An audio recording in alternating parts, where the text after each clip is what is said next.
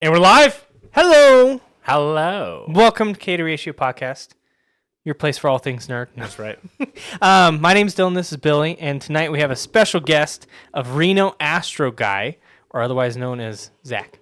Otherwise known as Zach, yes. I'm filling in for Kyle tonight. Yes. Well, not just that. You're also here because we got some cool stuff to talk about. I hope And so. also, we got tired of Kyle. I mean, let's just be honest. He's a bit of a downer. He's big time downer. And this guy brings us up, right? I Yep. do, yes. You bring us up to new heights, like almost like outside of the atmosphere, like to the space, right? Huh? What's above the sky? What's above the sky? The ozone. No. But yeah, I mean, I guess to start us off, tell us a little bit about RenoAstroGuy. Yeah, I am the RenoAstroGuy in the flesh, I know. Whoa. I know. Do astrophotography. It's my number one hobby. I basically take pretty pictures of the sky and I post it online. So I like to share that with everybody. Nebulae, galaxies, star clusters, planets, the moon. Yeah, there's a ton of stuff that you can get in your light polluted backyard that I never thought I'd be able to see growing up. So now that I'm an adult and I have money, I like to be able to spend it doing that, looking at the sky. So I want to touch on that. Light pollution, I always have heard, is this corrosive thing in astrophotography, right? What up, Cole? Yeah, we do have a guest tonight. So how do you filter out for that? Like, for those of you who haven't seen his setup, he's got this crazy cool setup, and we'll go into that in a little bit. But how do you filter out for the light pollution? Because is it just ambient noise that you have to filter out, or is the telescope so good at just lasering and focusing in on like such a specific point that it filters out the noise for you, and you just have to do this sort of image stacking thing that we were talking about to make things appear better? Yeah, so there's actually a few ways. You can't get around light pollution, unfortunately. It's always there. What I used to do a lot when imaging specific types of targets, like nebulae, they emit in very specific wavelengths of light.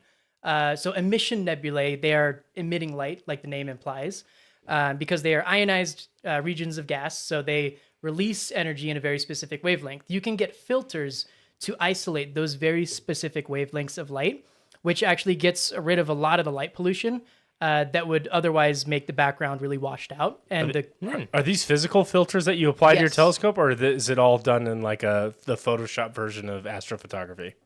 if I have physical filters. Oh, So they're wow. narrowband filters is what they're referred to as. Since I have a one-shot color camera, it's a multi-purpose filter. So that filter goes through hydrogen alpha and oxygen.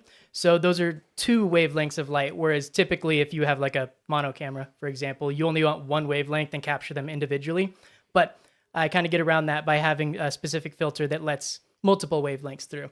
But LEDs and those like street lamps, I think it's like sodium type of lamp or light bulb that it has, those also emit in very specific wavelengths of light. So if you get a filter that just cuts those out, you can get a lot of different targets up in the sky. So is the wavelength of these?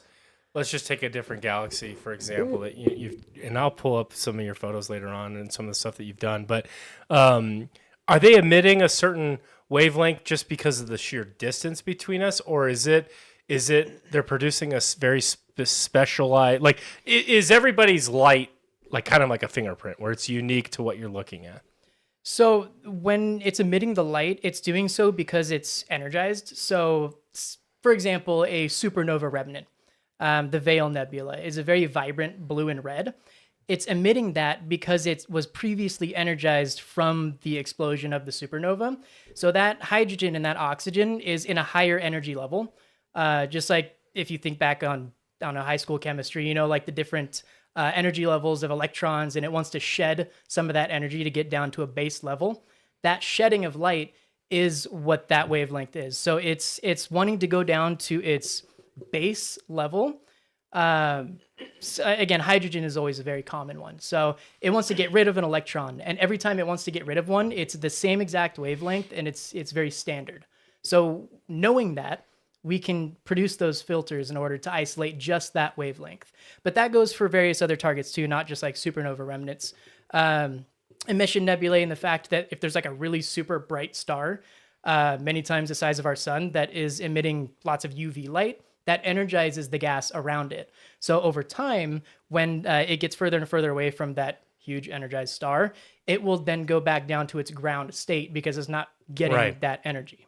So that's the specific wavelengths of light that those particular targets are emitting. But if you think about objects like galaxies or star clusters, those are just broadband emissions of light. So that's the light that our sun is outputting, and that's across the entire visible spectrum. So you can't really A lot of noise. a lot of noise. Yeah, you can't put a filter in for those. So when I do galaxy images, I can't use a narrowband filter. So I have to deal with that light pollution. And a lot of that gets processed out in post. So in the image stacking, part of that process is actually background neutralization. So if you know where your object is, you can get a general idea if you're imaging it. You can actually select images or select samples in your image, like this is the background, this is the background, this is the background. And it will have some sort of algorithm to know and subtract that out from what your actual object is. So there is some stuff done in post for like those broadband objects. But I am a fan of emission nebulae because it's easy, especially in a big light polluted backyard. So again, you just slap a filter in and that solves 99% of the problem right there. Interesting. Yeah. And I mean, where you live is not like a low light pollution area. You were telling me the other night it's like on the scale. There's a specific scale for light pollution where it like 8 out of 10 or something like that, Out right? of 9, yeah, the Bortle scale. The Bortle scale. Yeah. So my backyard is a Bortle 7/8. It's kind of like bordering it. So it's pretty up there. If you think downtown Reno, that's a Bortle 9. You look up in the sky and it's just like gray and you can see a star. Yeah, you're like, wow, beautiful. Beautiful. I can see all the neon lights around me. So do those filters affect the image quality at all?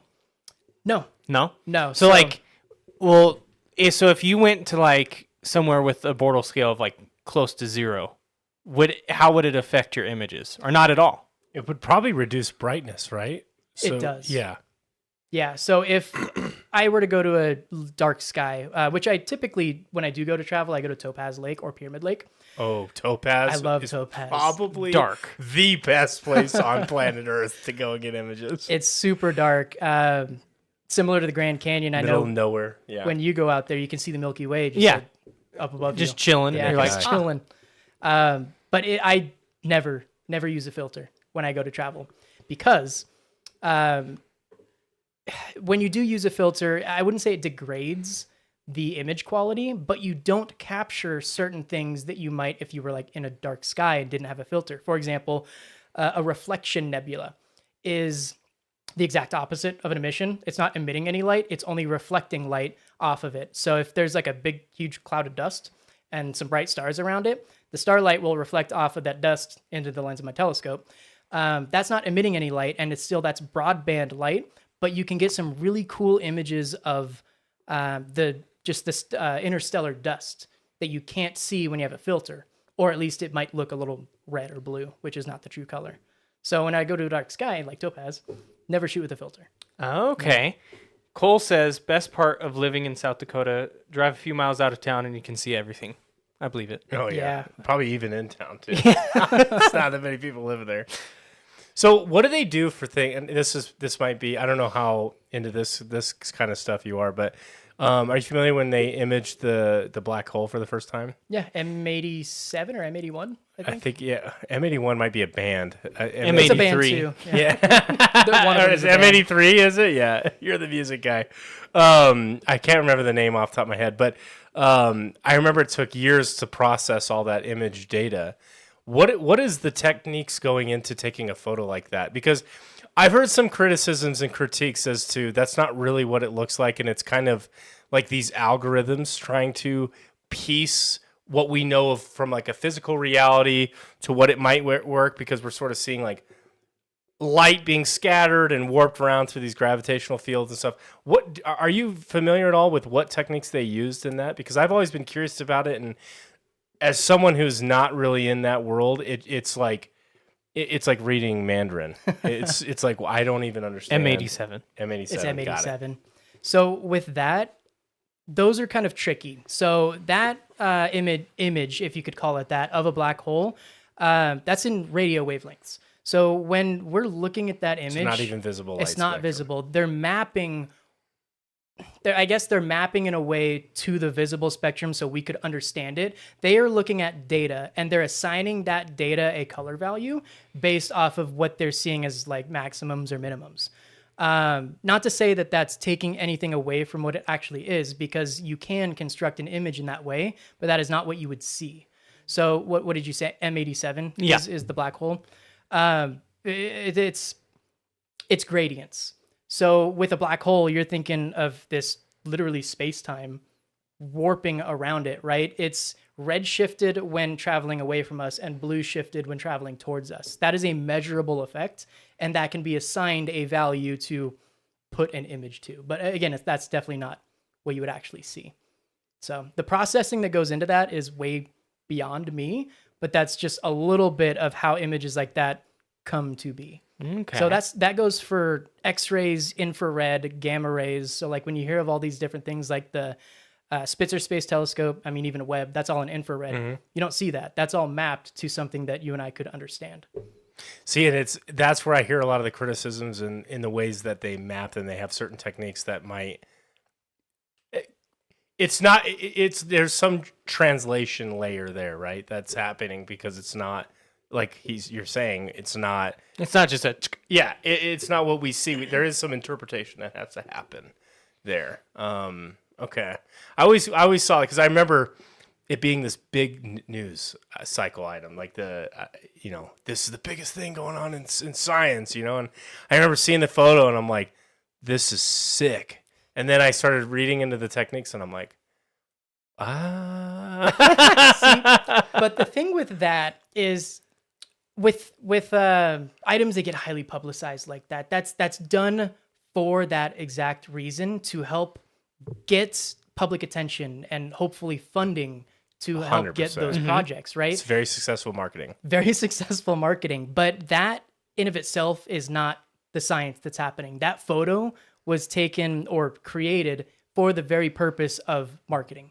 They are doing so much more on the back end on studying the nature of our universe and physics and all this different stuff that has nothing to do with that photo. Yeah. So That's what hits the public, but the research papers come to follow, and that's Yeah. the stuff that actually moves the world forward, right? Exactly. But it's Yeah. still cool. Like, again, the fact that we can Have a conversation with the Interpret it. layman, yeah. Yeah. Or, yeah, exactly. Interpret this data that otherwise it's not ever meant to be seen. Like, it's not like we're waiting for better technology to go and take a, of a black hole. That's not ever going to exist, right? Just because of how black holes work. And so... You should pull it up so the I like how you typed hole, but that's all right. with a W. Hey, I'm having to reach across to you. Yeah, the body piercing place. Yeah, I'm like, That's where I got this at. Very good. it's this photo Yep, right here. Yep. They do Let have me, another one. They did Sagittarius A star as well. So those are the two only Oh, photos. they have an updated version of it, huh? Do they? No. That's what you said. You said they. Oh, no. Two different images. That's M87, and then there's Sagittarius A star, which is the black hole at the center of our galaxy. I didn't realize we had image. That's this. Yep. Look at this thing. So it's cool. So see that brighter section up Right there? here? That is the section that's coming towards us, essentially. It gets dimmer as it goes over to the Because the wavelength our stretches left-hand and side. shrinks as just effect of Wow. space time, huh? Wow. There's both of them next to each other. M87 and Sagittarius. And it's A labeled. star. Well, he's only a 6, but she's definitely a 7. That is wild. It is cool. The fact that we can interpret and understand this. So I don't know. It's always stuff I've been interested in. Have you guys heard? can't do outside of our own senses, right? Have you guys heard the sound? Like where they recorded the Sound. sound from a black hole.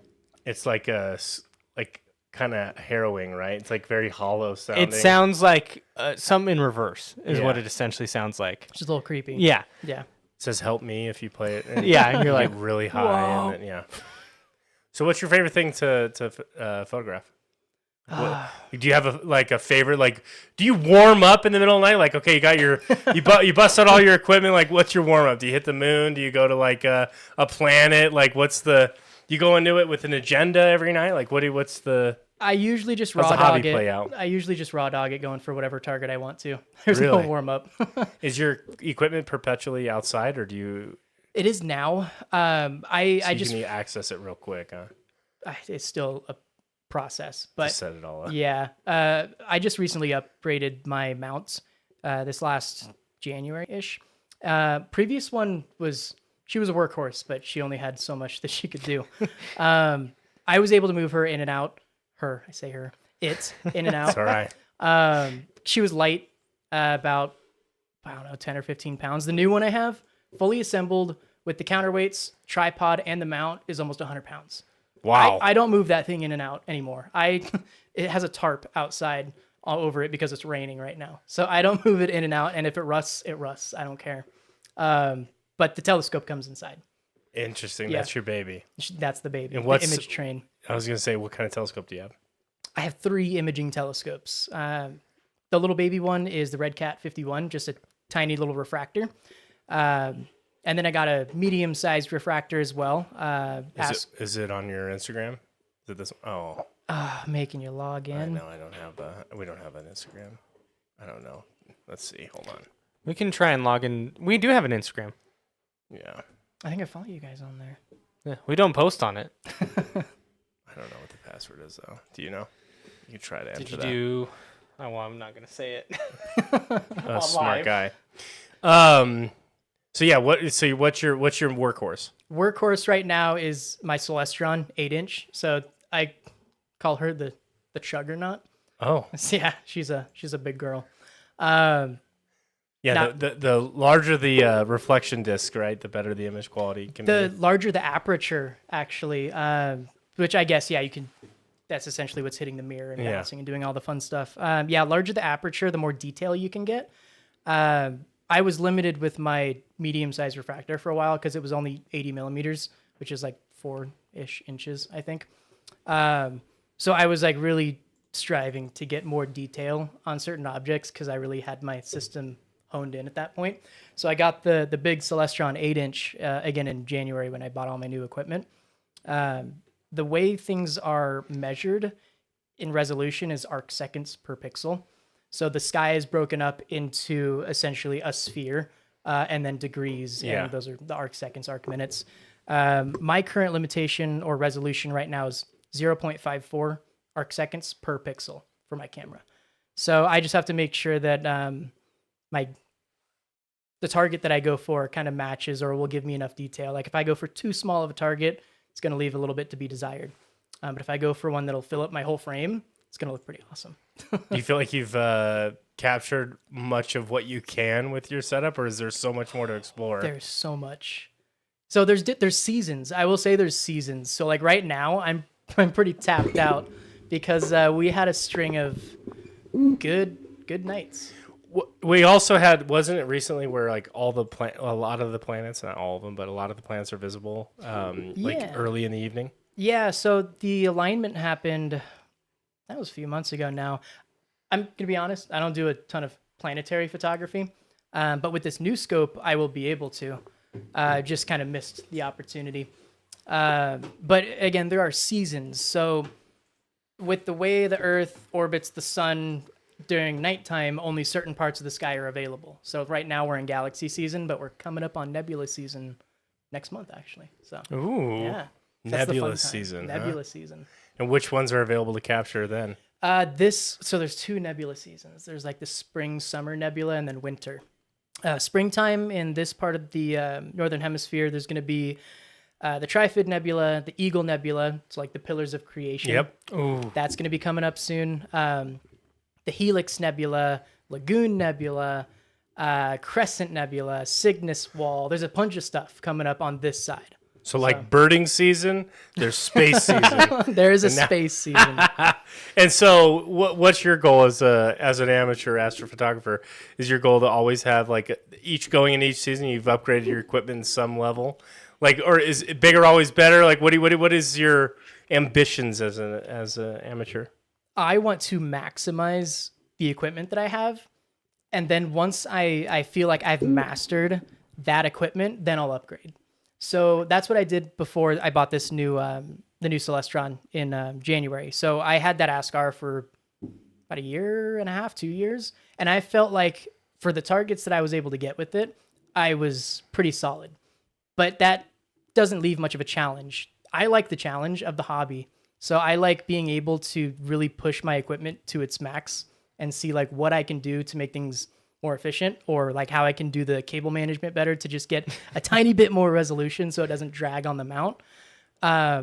But yeah, my goal is really to just continue doing things and learning. So like mosaics, for example, are something that I haven't really done much of. I've done one. Mosaic would be where you scan one part of and then you move and you kind of just capture these and then combine them all together to stitch together a massive detail photo. So I've only done one of those, and it was the That seems Crescent Nebula. incredibly difficult. It was very difficult. And that was back before I would consider myself to have mastered that equipment. Wow. Wow. But it was a challenge, and I want to do things like that with a higher powered scope like the one that I just got, because I can get a ton of detail of, again, let's use the Pillars of Creation for example, of the inside of that, but there's a huge wider region of nebulosity around that would be so cool to be able to put a mosaic together for. I can get a shot of it right now as it is with one of my wider field scopes, but the detail isn't there. Being able to have this nice, awesome big shot and zoom in And have that zoom in full detail. and full detail, that's really what I like to do. And You then don't can want make the posters. foreground or the main part to be this big on a mosaic, this big, where there's nothing going on here, but all the details there. You want the whole mosaic to be that, and then you have all the detail of that. Yeah, I see what you're saying. So that's really my next challenge and my next goal for this upcoming season. So like Andromeda is going to be a really good one, because I can't fit the whole frame of Andromeda into my new scope. But it's going to give me an opportunity to make like a 5 or 6 panel mosaic to get some really cool detail on the core. So that's what I'm looking forward to. What pushes you to like? Do you just geek out about this stuff because you're just like way into it? Like how did you get into this? Oh God, I blame my mother-in-law. I was and gonna say 'cause father-in-law. this is not something like you stumble. You got to have equipment for this. So yeah, they bought me a telescope for my birthday That's awesome. in 2022, and it was just like the one you could get at like Walmart or any store, right? It's probably one similar to like you said you had growing up. The long ones that are real kind of narrow. Yeah, Yep. yeah.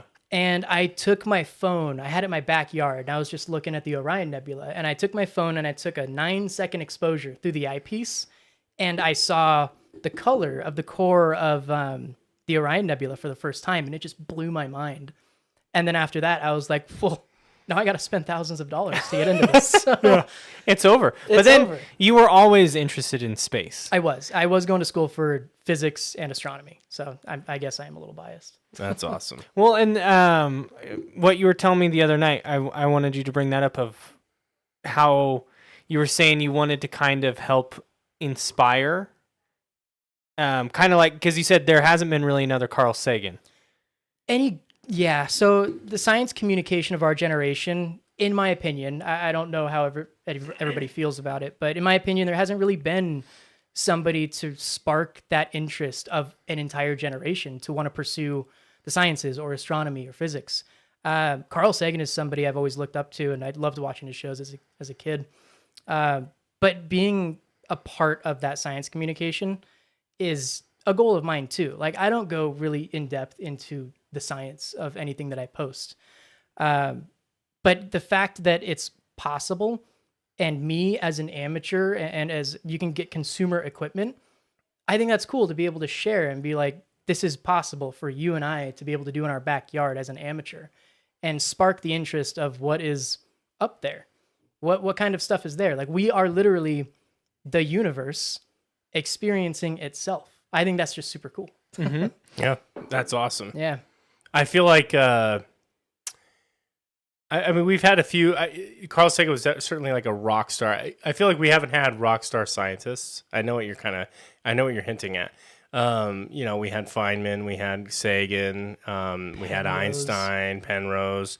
We had Hawking, and that's kind of like a dying breed. We I guess the early internet days we had Neil deGrasse Tyson, who was a great orator and kind of took on the show Cosmos, which was Sagan's original thing, right? And so, but that never kicked off, and there was no like true rock star of science. I mean, you got Bill Nye the Science Guy, this generalized, like getting people interested in.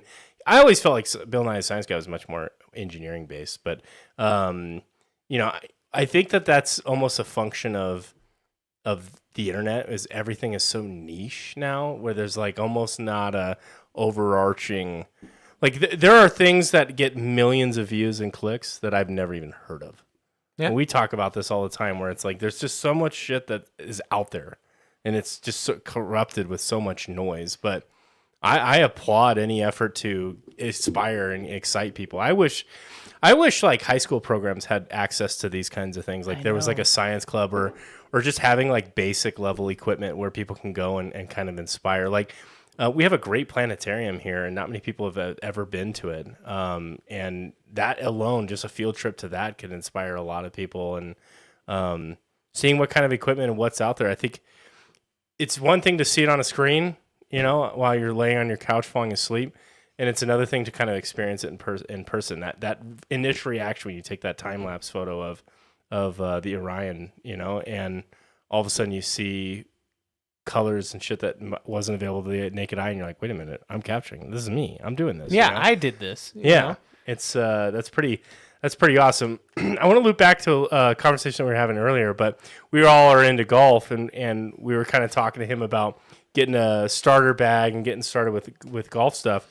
What does it take to get a starter setup in astrophotography? Like, what's the budget going into it? Like, obviously, there's got to be some budget to get started. Maybe it is just the Walmart thing to inspire you. But what would be like the appropriate beginner set from a skill set, so you're not overwhelming? It's like where you need a physics degree, or you need 500 hours of study on this subject to really fully utilize all the equipment. Like, what's the break points in your mind of inspiring someone to get into this? That is a rabbit hole that I see a lot of people online fall into, where they're like, I want the top of the line equipment. Sure. I want to buy this and that. And then they have no idea how to use it because it's a huge learning curve.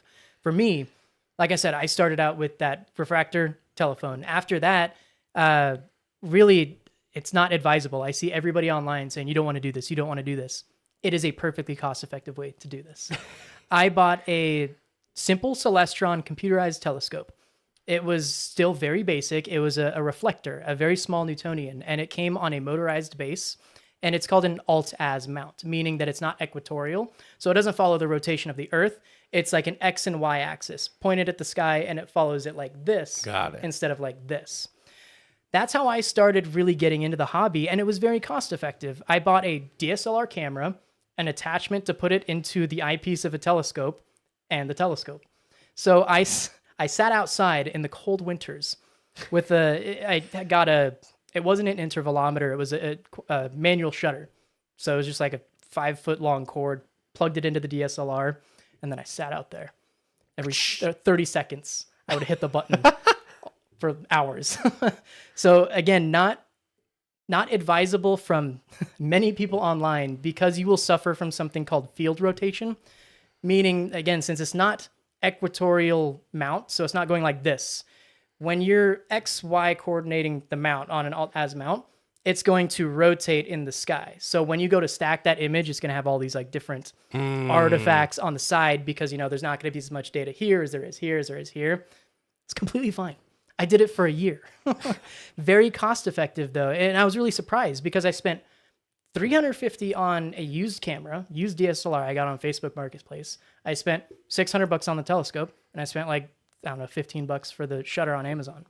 Now, comparative to what I'm spending now, that for some people who are dedicated to get into that hobby, less than $1,000 will get you a lot. Now, there's actually these things called smart telescopes, because there's smart everything now. Yeah. Use your voice to connect it. Yeah. They're really cool, to be honest. I think that this is going to be a game changer for people getting into the hobby, because you buy it, it's an all-encompassing thing. You put it on a table, you have an app that connects to the phone, and you say, go here. Yeah. And it will do it all. All right, 30-second exposures, and it'll do a live stack. So you can see, all right, one image, then you do another, and it stacks it. And over time, over the next 15 minutes, you see more and more detail. You do it for an hour, you see even more detail. And that's really a game changer when it comes to entry into this hobby. I'm seeing more and more reels online, like through TikTok or YouTube, where people are just slapping these smart telescopes on their backyard deck, and they can get awesome images of Andromeda or the moon or Orion. So right now, the barrier is actually pretty low. But if you want to get in, you can spend as much or as little money as you want to, really. So I think that's pretty cool. Yeah. What about like an extremist, like someone who was That I like, would be I'm like- going balls deep in this hobby. Yeah. Like, how crazy can your rig get? And like, I guess, where do you want to take your? If you got a lump sum of cash all of a sudden, where would you take your rig to? And like, what could you do with it? You can do a lot. There's people with backyard observatories that have. Oh my god! You have a dome. You're like a dome that you walk They into. sell them. They sell these. Holy domes. shit! So you can get a dome. Little chair with a freaking. I'm just imagining, you know. So for the relatively cheap price of between $2,000 and $5,000, you can buy a dome. But Honestly, then, that doesn't even seem that ridiculous. no. So. But when you But that's the dome, none of the It's just the equipment. dome. But you can get really far into it. Ultimately, that's what I would like to do one day. I Get a would dome. like a backyard observatory and have a cemented-in pier where I don't have a tripod anymore. I have a super stable cement pier that I basically permanently put my mount head on top of, and then the dome goes over. But the telescopes, the mounts, the cameras, there's a lot of different things that go into it. So like the accessories, for example, I have a off-axis guider, I have an electronic autofocuser, I have a dew shield, I have a dew heater ring to prevent dew from building up onto the telescope lens. There's a lot of little things that go into it the deeper and deeper you get in. That you have to control That add for. up and, Yeah. and control for. So, God, I know people online who've spent tens and tens of thousands of dollars on rigs, and you can spend as much as you want to. It's really I think it's pretty cool because you have so many different options. There are consumer, I guess you could call them consumer level. They're kind of midway between what a professional astronomer would buy, but they make it available to the average consumer. They're called Plane Wave. They sell mounts and they sell telescopes. And these telescopes are those big Newtonian reflectors that you would see like on the top of Mauna Kea. Like those types of telescopes, you can buy those for like $20,000. You can buy them. That doesn't even seem that unreasonable. It doesn't until you realize the type of mount that you need and the type of camera It's that you would everything. need. Oh, that's okay. So, but Again, it's that unraveling. You know, it's that thing that just keeps on giving, right? Yeah. Where it's like, okay, there's your price point, but now because you have that, here's the supporting cast that you have to provide it to Exactly. take advantage of that. because when you get into those classifications of telescopes, the zoom, the focal length gives you an incredible amount of zoom. And the more and more zoom that you get, the more and more precise that your mount has to track the sky. Because if there's any sort of perturbation in the mount, if there's a gust of wind that's just a little too high, it'll mess your whole exposure up. So you have to account for a lot of that stuff in your mount, in your observatory, in your image train. So it's cheaper to go for like wide field shots. So the first real telescope that I bought was $800. The first real mount that I bought was $1,400, and my first real camera was $800. So like it's over time for most people that want to get into the hobby, that's doable. You don't have to buy it all at once. You could get a mount first and still use your cheap telescope, learn how to use the mount before you bust the money on the telescope. So it's progressive. It's like golf clubs, you know, you get the new driver and then maybe you wait a few years to get a couple new irons Exactly. and then you get the new putter. I see it. What is a professional astronomer? Like what is their job? Like I didn't even realize what is that role? They're scientists. Those are the scientists that are taking those images of M87. Those are professional astronomers. Got it. They're doing science. They're interpreting the data so we can learn more about our physics and our universe. That's what they do. Got it. So they're like true researchers. It's beyond photography at that point. It is beyond photography. Okay. But I've considered getting into this too. It's pretty cool because you can still do science from your backyard. You can do photometry from your backyard. You can get a color grade filter essentially for your telescope, and you can do a spectral analysis of anything in the sky. And there are like consumer level softwares that'll help you interpret that. I think that's pretty cool. Wow. Yeah. Is that a whole field that you could get into and like help science? Amateur astronomers do a lot more for the professional community than a lot of people I think realize, at least in regards to discoveries. Enlighten me. So there's, for example, one of the guys that I follow on YouTube who helped me get into the hobby, Nico Carver, Nebula Photos is what he goes by. He discovered the Hummingbird Nebula. That's what he named it because it looked like a hummingbird. He was just taking pictures of part of a sky and be A like, random part. what the hell is this? And then you do your research and be like, all right, is this any sort of catalog anywhere? Is it named? Has anybody found this before? If it's not, you get to name it. You get to officially put that in a catalog and have it be an official recognized What do you object. name it? He named the Hummingbird Nebula. Oh, okay. Duh. But beyond that, that's cool in the fact that you can have something that you name, that you find. That doesn't really do much science, right? There is a perfect example of science being done by amateur astronomers in the fact that, 2 or 3 years ago, I think now, there was a huge oxygen arc discovered around the Andromeda Galaxy, like almost larger than the length of the Andromeda Galaxy. That was discovered because thousands of amateur astronomers came together to collectively like do a project, be like, hey, guys, let's, focus all of our efforts to take pictures of the Andromeda Galaxy and get the best mosaic anybody's ever taken. After that was collected, after that was processed, they're like, what the hell is this? They're crowdsourcing astronomy. I love it. It's a really popular thing, and I think that's cool. But that led to the discovery of that oxygen arc. And then after that, professional astronomers were like, how did this get here? Why is this here? So that inadvertently led to professional astronomers looking into the evolution of, or galaxy evolution. So like, how does this fit into our current model? And what do we need to change in order to get it to fit in? Because it obviously exists. Wow. That happens more than you would think. I think it's pretty cool. Yeah, and the more accessible you make it, the more that happens. Yeah. That's so awesome. what my beginner setup needs to be is I need a dome. So what's the most important part? I always thought it was the telescope, but it sounds like the mount is probably... They're all like obviously important, but I feel like the mount provides stability to the entire thing, and then you could bolt on different telescopes to that. Like what was your opinion? Like the most important critical hardware? Is it the telescope or It's the mount. 100%. It is the mount? Wow. Yeah, it's the mount. The one that I had before I just recently upgraded was the HEQ5 Pro. It's like a medium-ish sized mount. Most mounts have a rated payload capacity for visual and then a rated payload capacity for photography. And usually the photography payload is about half of what its total payload is, because if you stress out the mount too much, it won't be able to reliably track the sky.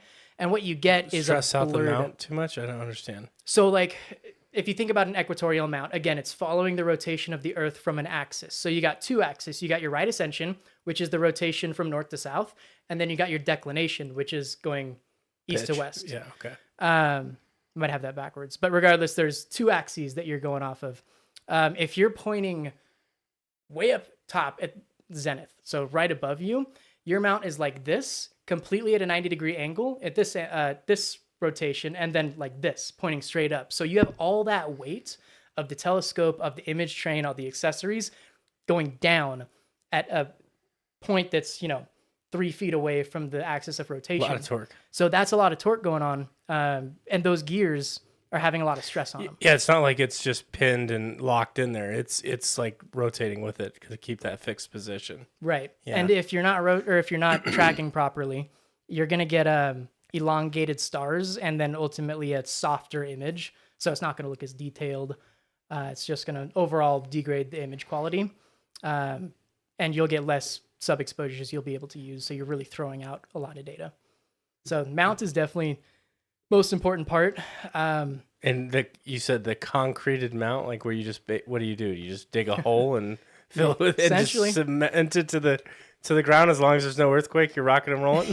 As long as there's no earthquake. I'll I'll put it like this. When I'm tracking outside, if I open my glass door, I have to stop my imaging because it will mess up that sub-exposure. So the vibrations that are going through the ground up the tripod into the mount matter. I have to If you're if you're monitoring something that far away, sure, that makes total sense. So having a concrete pier where it's really resistant, It's just so much inertia to like vibrating. Yeah. yeah. So that's me. To me, that's the ideal setup. Damn, how much do you want that thing weighing? Like a few thousand pounds of concrete? I hope not. Well, I don't know. We'll see. One day I'll let you guys know. Pouring the pier. I mean, how do you? Is there a community in this area for the people that have their own backyard observatories? There is the Nevada Astronomical Community, I think is what it's called. Society, the Nevada Astronomical Society. NAS. I went to a meeting a year or two ago with them. I was really disappointed. I was very disappointed because I thought I was going to be able to get with like all these like-minded Nerds. individuals, Yeah. and nerds, and be like just being able to geek out with all this astronomy stuff. Hell yeah. It was filled with very old men who were very experienced. I will give them that, but they weren't actively in the hobby. So like in the meeting, we were actually at the planetarium down at UNR's where they hold their meetings. And the whole 2-3 hours consisted of people reminiscing about The good old days. the good old days. Like this guy, he's like, I brought my telescope over to the Sparks Marina, so like we could do a social get together, so we could look at Saturn. And I think that's cool. Again, science communication, and you can go in and spark that interest in people. And then he said, yeah, because like Cassini was just about to enter orbit of Saturn, and I was like, wait a minute, it's like that was in 2004. I was like, Cassini? Yeah. And I was like, that was in 2004. And I was like, he's not actively doing this. He's like, that was years ago. Yeah. I was like, I was a wee lad at the time.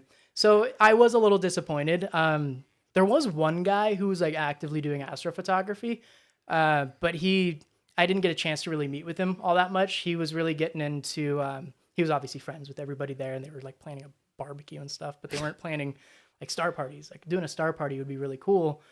I recently connected with a guy that lives over in Arrow Creek, kind of by Galena, I think is where it's at.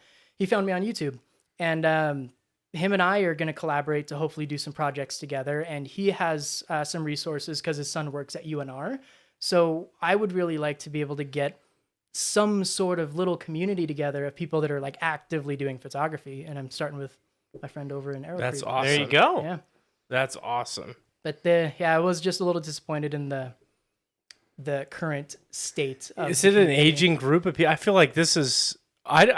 I wouldn't have guessed that this is an old... It's an old person hobby. Is it really? is. I feel like it's... Wow. That's No. interesting. My uncle, who he passed away last year, he was very into telescopes, and he helped me get interested in a lot of this stuff. He'd show me some cool shit when I was growing up. He was super old, and he had so much equipment, and he had all these buddies that were into it, but they're the visual astronomy kind of people. Astrophotography is much more technical, requires a lot more attention to detail, and this is something that people...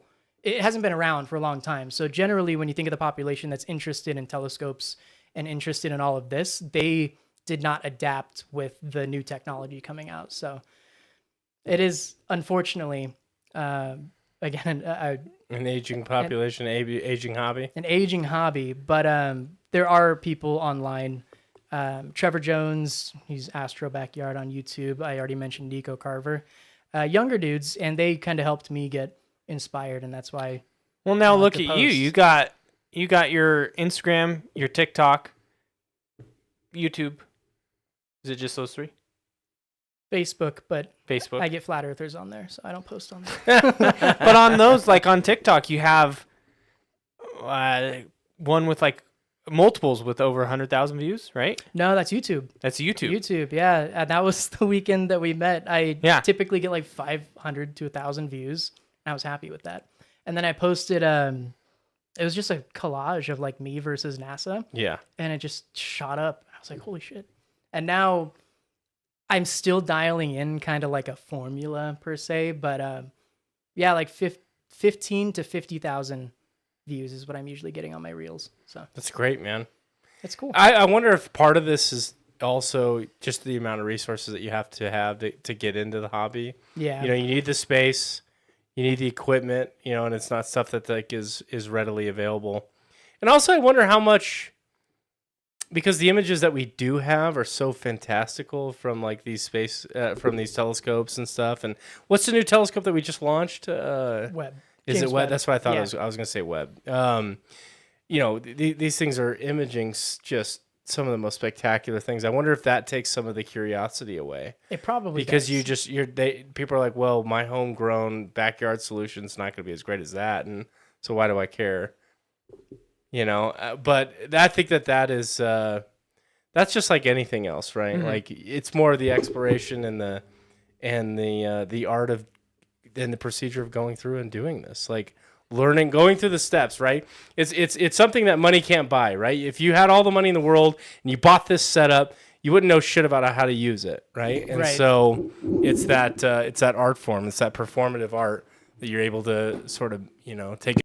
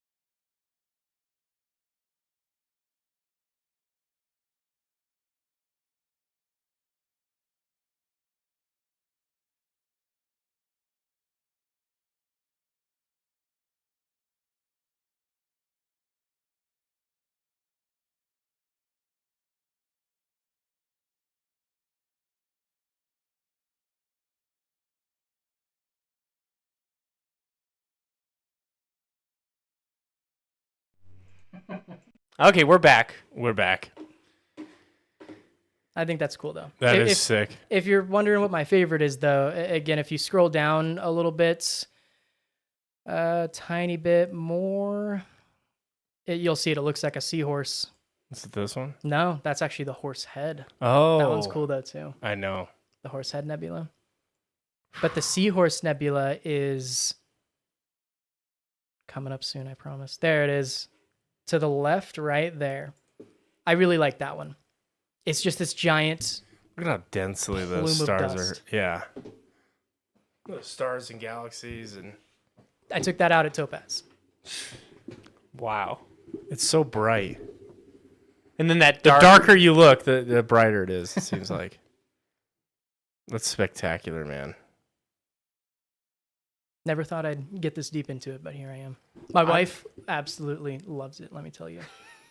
Oh, I'm sure. So what is it like? Is this a nightly activity for you at this point? When it's clear, yeah. it's I've clear. mostly automated my system, so I can actually go to bed now and have it do its thing all night. I just got to wake up like once to make sure it doesn't topple over. Process this stuff. I actually, God, I collect data and I process it like a week later now. I just kind of sit on it until I have time. But yeah, every clear night that there is, I'll be imaging, and I have like multiple like weather apps that I use. Like, all right, what's the percentage of high clouds? Yeah, I was gonna gonna have say, tonight? well, how do you forecast? Because obviously you don't want to collect data that is going to be marred with clouds and shit, right? Right. And so you don't want to like compile all that and then have a few images of cloud that just screw up the whole thing. So, what do you use for weather forecasts? I like using Clear Outside. It's just a website, and you put in your address. It has a ton of different metrics, including like percentage of cloud cover, but it goes over like high clouds, medium clouds, and low clouds. It also does like general wind speeds and what that's anticipated to be, because if you have a big telescope, that's essentially a wind sail, and you're going to ruin a lot of exposures. So if you have a clear night, but it's still super windy, I'm not going to bother. But yeah, I use that. There's, oh God, my friend Philip, the one over in Galena, he has a son that's a PhD student of meteorology. He has a bunch of wind sensors and meteorology stuff in his backyard. So he's actually a good plug for, hey, how's it going to be tonight? What are we looking at? Yeah. Huh. So there's ways, but I mean, even if I do spend a night and get some clouds up there, I can generally still use some data. So it's automated. I can sleep, whereas before I couldn't. So you had to sit there with your. That's so spectacular, man. It's fun. Well, thanks for sharing your passion with us. Thank you for. This is letting so me talk cool. about it. I want to join the club. You know, when I get together and we start doing star parties, I think it'd be cool to kind of get some people together, just looking through the eyepiece of a telescope. Sign me up. Yeah. man. So, because I'd love that. you can't see this through the camera. I mean, just a bunch of crap on the side. But Yeah. again, you can still see some really cool stuff, even if you're in the city. Like the Whirlpool Galaxy right there, you can see that. Not in that vibrant color, but you can see a very The outline clear of it. spiral. I think it's pretty cool. Yeah, like I was telling you guys before we started up the recording, first time I ever had my telescope booted up, and I got it put in. I used the tracker, targeted the moon, just the moon. Like the easiest thing to see, right? And then I ran inside, got my parents, and I'm like, I got it. You guys got to come look at this, And by the time we made it back out there, half the moon was gone. It had moved away, and it was the first time in my life where I was reminded, or at least made aware of how small we are and just how we're flying around on this rock Very small. that we call Earth, Tiny. That's amazing. There was you were talking about paradoxes last week, Yes. and I was really, I was involved in I the was- conversation that you guys were having. Oh, cool. There I was holding back. You were holding back. I was holding back some paradoxes and like theories because they're my favorites, but I think you might touch on them. The Fermi paradox. Were you going to touch on that? I was. I'm familiar, yes. What do you think about that? I don't know how much you guys have dug into that, but I mean, this kind of segues off of this, right? To refresh, the Fermi paradox, that's the one with that's not the great filter, right? That's a solution of the paradox, That if life is out there, then or a potential solution. we should already We've already been in contact with it. Yeah. And the great filter, I think is such a cool concept idea. I think the Fermi paradox, I don't know. I like to think that the universe is so big, or that space is so big, that I think it is entirely possible that if there is other life out there, we just haven't run into it yet. But then I think there is some credence to the paradox and the great filter of like, maybe we just have that special thing. Well, either we are. I don't necessarily like to. It's less of an interesting conversation to say, like, do you believe in the Fermi paradox or not? I think it's more interesting of a conversation to what do we do with the responsibility of being aware that the Fermi paradox might be a reality? Because if the case that we're the first, boy, do we bear responsibility. Or if the case that we're the only, boy, do we bear responsibility. And if you can't, yeah, exactly. And so, like, what a privilege it is to be able to have this universe create creatures to be conscious of itself and be able to reflect in its own beauty, human beings, and carry that torch. Boy, we inherit a great deal of responsibility, and we have to be very, very careful and precious about that. And I think that that's much more of an interesting conversation than is it real or not? Because I think, we're either first, there's no other one out there, or there's a hard cap on light speed travel, and we just can't get to these other places, right? One of those has probably got to be true, or we're just not smart enough to join the galactic race. They're watching us like From the Citadel, they're watching us. They're like, oh, they haven't even discovered fusion technology. What the hell? To your They're point, so though, primitive. to your point about bearing that responsibility, and I do agree that I think it's more of an interesting topic, the way that you pictured it right there. But part of it might fall into, is it real or is it not? So with the Great Filter, again, I don't know how much you guys have researched into it. It's either before us, it either lies in our past, or it either lies in our future. In my opinion, I think that finding out if it exists, the Great Filter, is important for the longevity of our species. Sure. Because, for example, I mean, we can do this here and within our lifespans. We go to Mars, we find microbial life. There's 2 instances of microbial life in the same star system. That's obviously not that hard to get up to. Then it gets pushed, okay, it might be ahead of us. We dig into the subsurface oceans of Europa, one of the Galilean moons. We find aquatic life. That's multicellular. Okay, that pushes the filter even more up. Now it's looking, oh shit, it might be ahead of us. What that filter is could be important to our survival. Whether, like you said, it's the lack of light speed travel that we're able to accomplish, or perhaps maybe just intelligent civilizations wipe us out. Yeah. One of my favorite, like, what if the filter could have been The Reapers. No, yes, the Reapers. No, is that Obviously. it could be opposable thumb.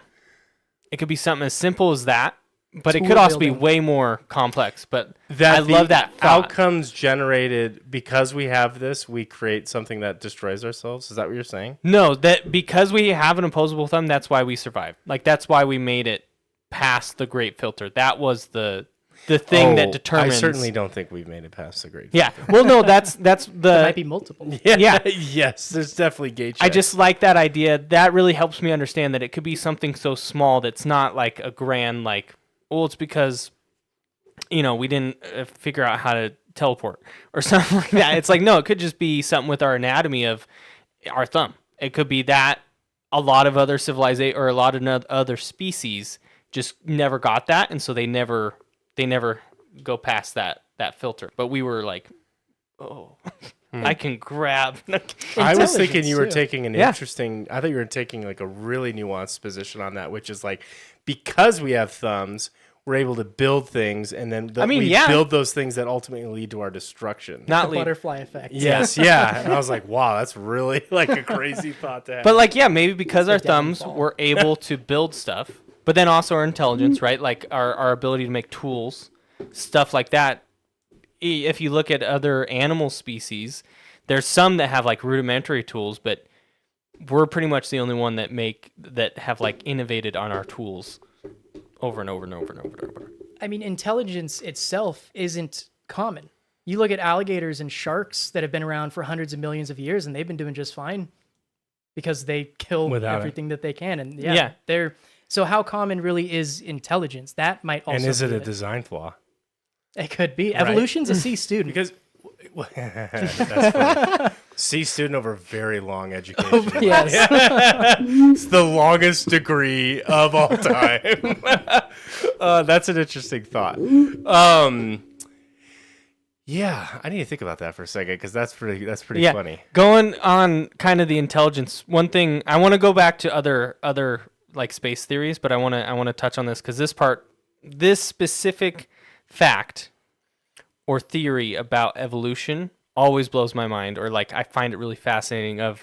So there's theories on where we split from like chimps, right? Like, and what happened. And I dove down a deep rabbit hole of that. And like, so they think that at one point we either got kicked out or we decided to leave the other chimps. Like we just said, like for some reason we did. And they think that part of our brain, because of that, like shrunk and another part grew, and that the part that grew was mainly communication, the ability to communicate. But the part that shrunk was multiple things, but one of them that they're able to tell was image recognition. Maybe that's not the right word, but it was pattern recognition. Being able to identify patterns. Yeah, because if you look at the human benchmark test that we took a while ago, the chimp test with the numbers that block, chimps are so much better at us because that part of their brain is more developed. Ours, the theory is that we gave that up in order to be able to communicate with each other. And so I find that I love that thought because it's so fascinating to think that we decide, our brain or evolution decided that's not important to us because they need to be able to say the tigers are in those bushes. We don't anymore because I could say, hey, Billy, there's a tiger over there, but As long as one of you finds it. Yeah. And so I love that. I wanted to nerd out. Well, it's also interesting when you look at the size of human brains, and I have no idea how they're able to observe this or even understand. Like maybe it is skull size, but I think the actual tissue of the brain expanded like 20-30% over not that many, like thousands of years. Which you have to consider that aspect for a moment because the brain is incredibly energy demanding. Like it's extremely efficient, but in terms of like a species survival, it's not like a trade-off that a lot of species are willing to do where all of a sudden you're saying, hey, my energy requirement is going to be 20% higher because I can think better. And it's like species like sharks, it's like they fucking barely move, like like that's all they got going on, They can smell blood from a mile away. That's all they need. They don't need to think. You ever seen the moma fish? No. This thing just basically when it comes, it produces like 8 trillion semens, and like the women they'll have like 30 million eggs, and they just like just litter their species, and they are just like they don't float. They get so big that they can't like move, and they just kind of like move into shit. They're like the most useless fish. I'll pull it up. It's the most useless fish or animal in the world, but it's really good at reproducing, so it Survival in survives. numbers, yeah. Mm-hmm. So like, it's very interesting that our development, our evolution, it's so ugly. Look at this ugly ass fish. What the hell? Yeah. Let me pull this up on screen. The mola. Oh, is it the mola? Sorry, the mola fish. And it just look at how many. It's like a bony fish, so you can't eat it, and so nobody wants to eat it. It's like 6,000 pounds. Yeah, but you can't eat it. You can't do anything with it, and it's just the ugliest, dumbest fish. It just floats around and it's useless. But it survived. But it survives because it's really good at reproducing. But like, so imagine like that's a huge trade-off in evolution standard, and it's also like really fast in terms of the acceleration of how fast the brain actually expanded. It's interesting that we were willing to make that trade-off, and I think it's because we were able to. And I don't know when exactly that happened, but when you start to get to the point where you can harvest energy more efficiently and effectively, which if you're smarter, you should be able to do at a pretty decent clip. then your body can, expand and contract and do all these different things to kind of evolve quicker. Because now you have like this, you don't have this scarcity of food. It's not a resource that you have to manage as strictly. Versus like other species, all they do is where are they getting their next meal? Like that's their whole thing. They're fucking and they're eating. Well, the rise of mammals happened after the last extinction, 65 million years ago, right? So maybe it was something to do with, I don't know, energy conservation seems like it would be almost more important at that time because everything is, burnt to a crisp and food is scarce. But oxygen levels dip in the atmosphere, so it's less abundant everywhere. Yeah. But yeah, I don't know. That's the efficiency would have to be through the roof at that point. But intelligence seems like that would be a pretty low priority. Yeah. Well, it's crazy to think that, I could lay in bed or I can run a marathon and yet like 20% of my energy output for that day would be my brain. Thinking about how much you don't want to run a marathon. Yeah, exactly. You're like, oh God. Handling all the sub processes that it takes to run or walk or whatever. So going back to the space theories, I'm going to be a little rusty on this one. I don't know if you know it, Zach. I think we've talked about it before. The one with the bubble, that the universe is a boiling pot of water, and we could potentially just be a bubble. Or no, the Big Bang could be a boiling pot of water, and we could be a bubble in that. So a side effect of the Big Bang. So just the idea of the multiverse? Not the multiverse. We could be... The Big Bang might Like not be multiple finished. universes. Yeah. No, the Big Bang might not be finished. We are a byproduct of it happening, and at any point we could just cease to exist because it's when it's done, or when it moves. Are you talking about, because there's two things that come to mind, kind of like what you said, which the implication is multiple universes, but a side effect of cosmic inflation are bubble universes, where cosmic inflation stops in a tiny microscopic part of the universe as a whole, but it continues in others, and then the bubble expands from there. Or are you talking about when... That might have been it right there. Bubble universe theory. Go ahead, Dylan. Cosmic You wanna read that? inflation. Or it's eternal inflation. That's... Cosmic. You want to read that, Dylan? Well, so that one says the multiverse. Yeah. Well, that's... It's a But byproduct, the one I'm though. talking about isn't that. It's talking about how we are, like, it's an analogy to point out that we are just a byproduct, not the end result of the Big Bang. And so, like, Are you talking about, like, if at random there could be a lower like a quantum fluctuation where we could get down to our true energy level, and then from there it kind of expands out into nothing? Like, that's a theory of the end of the universe, like essentially. entropy gets to a point and then recovers? kind of. I'd have to look it up, see if I can find it again. I haven't heard of that specific one, but there are multiple bubble universe theories, I think. Cosmic inflation is the one I'm most familiar with. Yeah, but I think all of these sort of hit, like, these are cool to research, you know, and play around with. But I think at the end of the day, it's interesting. I think a lot of times people try to wrap up like, well, what's the meaning of life if we're just, you know, a bubble in this blah, blah, blah, blah, blah, blah, blah. Uh-huh. But it's still precious and important to us. And that gives it meaning, at least something.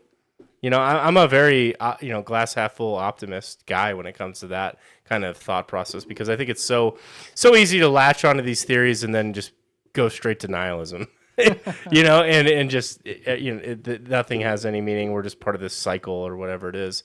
But I take that, I shoulder that responsibility. I feel like maybe this kind of goes back to your original thesis or, your original thesis of education out there around science and just getting people inspired, because I think what we learn, the more we learn, the more naked and small that we can feel. But that doesn't mean we certainly have not uncovered all truths yet in science. And there's so many cool things that we can kind of expand out there and learn. And we shoulder that responsibility to do so. And in the meantime, life's pretty good. There's a lot There's of a lot of meaning to cool be had. there is a lot of meaning and responsibility, but there's also real world applications of this too. Astronomy has brought a lot of medical things to light too. The MRI would not exist without astronomers.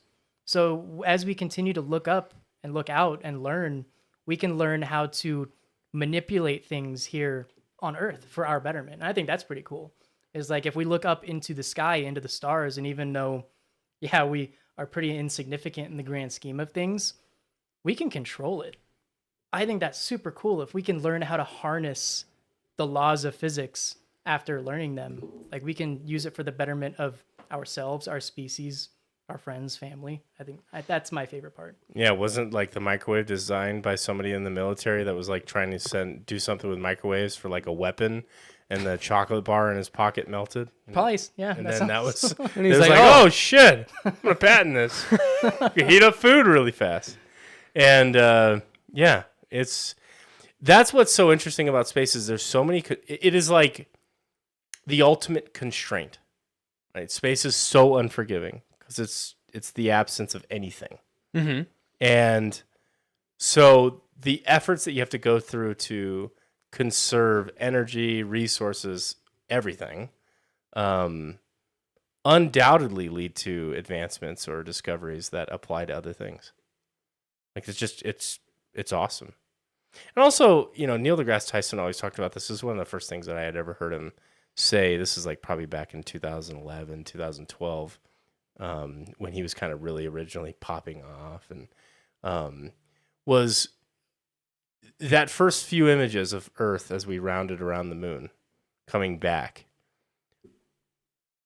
It had like a cultural impact on the world in terms of how we saw everything. It was more than just, it wasn't a map with country lines. It was the world. Mm-hmm. And then you see the first images of really what the world looks like from that viewing angle. And it's like, whoa, that's worth protecting. And so then you see all these cultural shifts towards, the EPA or whatever it is. And it's not a political thing, but, all of a sudden we started to value those things because it was like, oh, you know what? That's worth protecting. And it's just a cultural mindset shift of, oh, that's kind of important to have. Really puts it into perspective of what we are. And how fragile it might be. Yeah. Well, and we get so single-minded of like, we get very political. We get very country centric of like nationalistic. Yeah, like America is the world, and it's like no, like yeah, we're a little part of it. Well, just think of the diversity of the Earth itself. Like you go to places that are volcanoes that are hotter than hell, literally. And then you can go to frozen tundras, all within a day's plane ride, and we're on this massive connected ecosystem. It's pretty amazing. The perspective too, like with what you were talking about, like when the Apollo astronauts first rounded the moon and looked at the Earth, it really puts that cultural impact. I think Carl Sagan's Pale Blue Dot did very, very similar. Like, I don't know the extent of his quote because it's long and he has a way with words that nobody else has. But, I mean, the way he put it is like every mother, every father, every child, every murderer, every emperor, every president, every person that has ever been or ever will be lived their life out on a mote floating in a sunbeam. Like, that's crazy to think about. That is our home. That is where we live. That's the only thing we've ever known. And again, you've been saying it the whole time. It puts a lot of responsibility on us to shoulder that and to move that forward and save it and expand to be multiplanetary and all the things that ensure our success, as selfish as it might be, because the universe might depend on it. We could be the people judging other species. We could start the Citadel. We never know. We could. You never know. We could be the Turians. Nah, they were. Who was the first to start the Citadel? I think it was the Solarians. The Leviathan. Well, I mean, they were hiding. See, this is where we need Kyle. Kyle would know and be like, in 1814. Actually, if you see from this book that I have here, we can go through and document everything. Oh, we do have Mass Effect, the helmet. I was going to say, I'm surprised we don't have anything. We do. Well, you have a Mass Effect flashlight too, right? No. You have a Mass Effect flashlight? Yeah, Wow. it's Liara. Dylan, where can expect people nothing find less. us? They can find us right here on YouTube every Tuesday, 7 p.m. Pacific time, where we stream live. You can also check us out on Thursdays, also on YouTube as well, where we stream some type of game. Right now we're playing Baldur's Gate, or not Baldur's Gate, we're playing Guild Wars, the original, the OG, Billy's favorite game. How far are we into it, would you say? Barely starting. Barely starting. So we still got quite a bit you can join and watch. But yeah, come check us out. Give us a like, subscribe, and also go check out RenoAstroGuy on YouTube, Instagram, Is it Facebook. RenoAstroGuy TikTok. on all the platforms? TikTok. On all the platforms, yes. Just RenoAstroGuy. Yes, Reno Astro. There you go. Reno Astro. Reno Astro, but you can search me by Reno Astro Guy. It was taken on some platforms, but you can find me. If you find me on one of them, I have it linked on all my profiles for all of them. Yeah, go check him out. He's got really cool videos. We showed a little bit of them, but he's got so many, and they put it just like the pale blue dot. They put into perspective of like it. You almost don't believe that that's actually out there. I mean, you do, but it's like what? Because you look at it and you don't see that. Before telescopes and these time lapse things, like how would we have been able to view this? Because back in the Galilean times, there was no such thing as light pollution. Oh, so everything just was way clearer. Yeah, I mean the Messier catalog, Messier 1 through 110, discovered in the 1700s. A lot of what I image on there was originally discovered in the 1700s. Wow. Yeah, pretty cool. So go check him out. For sure. And with that, remember, the good kitty, you get the dub. Bye, guys. Bye.